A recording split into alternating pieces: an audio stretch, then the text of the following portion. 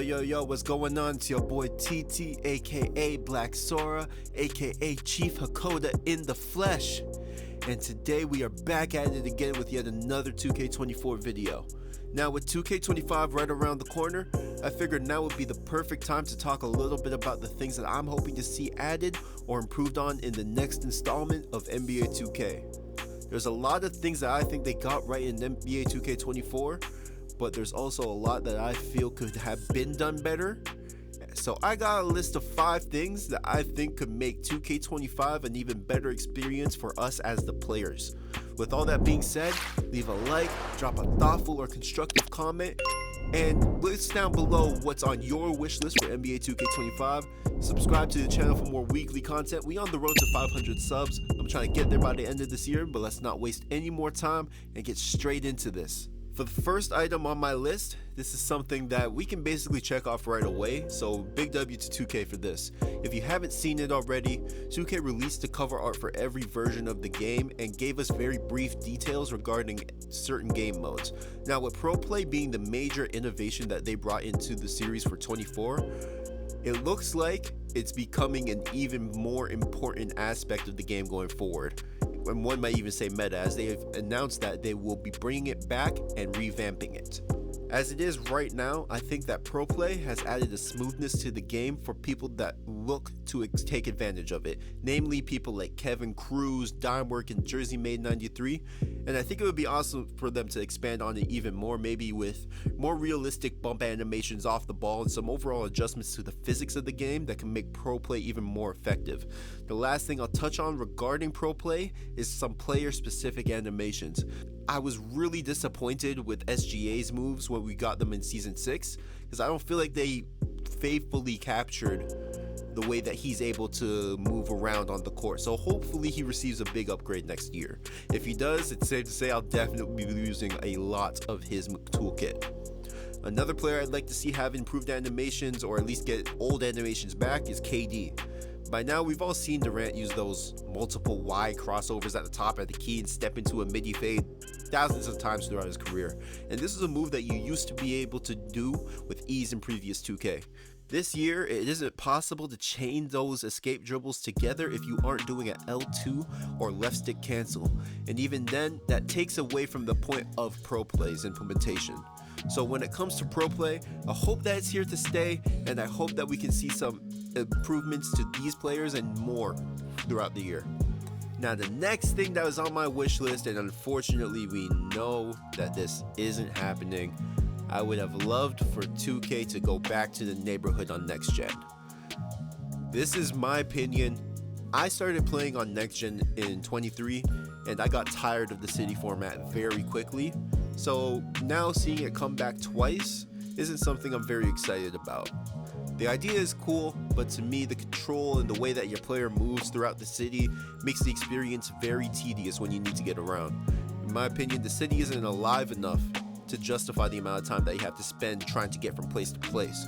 Now, since 2K seems hell-bent on giving us the city to explore year after year, a possible solution could be to give us that drone teleport reward early on in the game cycle, or just allow us to fast travel at any point in the city without needing to navigate to a subway first. I buy NBA 2K to play basketball, and if I wanted to play a walking simulator, I'd be playing Death Stranding. That's just my take on the matter. Let me know how y'all feel about that in the comments. And if you made it to this point in the video, shout out to you, you a real one. Make sure you leave a like, a comment with your ideas for 2K25, and subscribe if you're new to the channel. We on the road to 500 subs, trying to get there by the end of the year. But without any further ado, let's get back to it. The third and maybe the most important thing on my list is bringing my core over to next gen. I get that honestly we have the Gatorade facility, but it's my least favorite version of a suit around that I've experienced since I started playing 2K back in 2K18. The lighting and the shadows in the Gatorade facility are downright awful at times, and there was an issue that was never fixed. The delay is awful. There's no ball machine, and the only mini games that we have available are 1s, 2s, 3s, and 5s. We used to have all of those modes and more, including Horse, Around the World, the ball machine, and my personal favorite, the personal workout, where you can invite an AI NBA player into your court and play a full court 1v1 with them.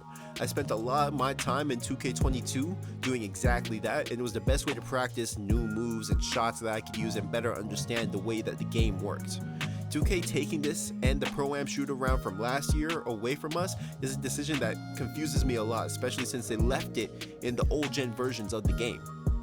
Imagine a court that you could go to that was latency free and you didn't have to leave and deal with the loading screen anytime that you wanted to change or check your animations. Bringing my court back would be a huge quality of life update for the game, and I really hope that they do bring that back. Moving on to item number 4 on my 2K25 wish list, this is also something that has been hinted at through the official summary that was released with the cover art, is new venues to play in each and every mode. This is something I believe EA got right in NBA Live 19.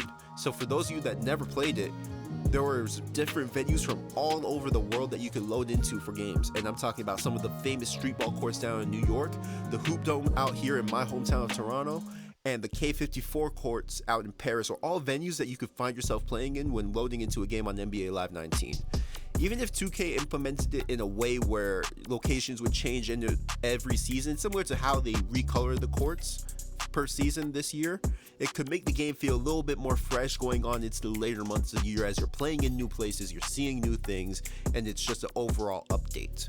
Now, they did mention on the summary for 2K25 that there will be new venues, and I feel like them not taking advantage of all the real world courts and gyms that players frequent throughout the offseason is a huge missed opportunity.